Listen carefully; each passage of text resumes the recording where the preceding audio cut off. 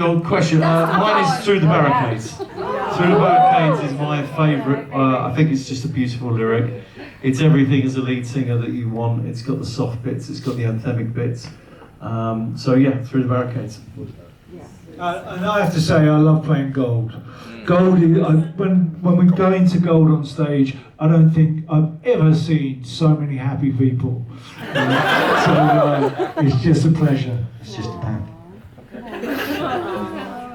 Hello, actually, this lady asked the question that I've prepared. So I just want to tell you guys that just like the other fans here, I've been waiting for more than 30 years for you guys to come to Hong Kong. And I hate to say to reveal my age, so waiting since I was born. So this question goes to Steve, my favorite. Steve's doing a private show tomorrow. So, question for Steve is: you said you had a nervous breakdown during the band's separated. So, actually, what did you do in your 12 years in Escape, really. I escaped. Yeah, he's enjoying his life. I went to Ibiza.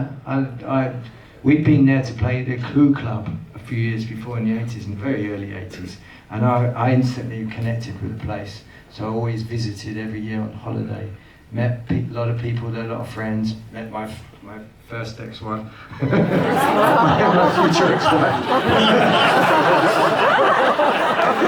Good one, Steve. We got on very well now. And then eventually went to live. When the band broke up, I found that as my spiritual home was Ibiza, and it helped me to heal. It was a horrible time because I grew up with these guys since I was a child.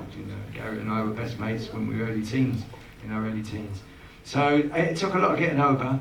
Never couldn't pick up the saxophone or even look at it. Put it away in a cupboard for years. I didn't even go there. I went back on the guitar.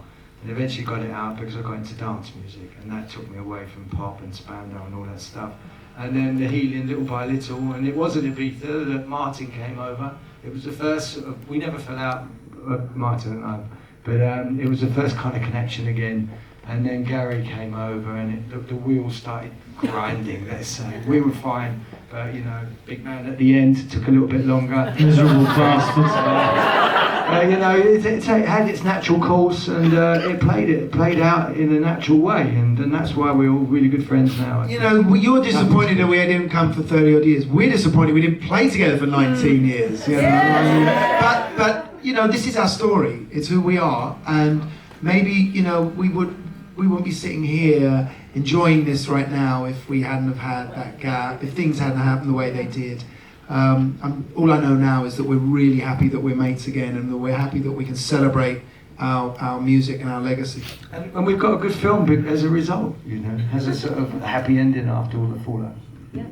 Thank you. Thank you very much. Thank you.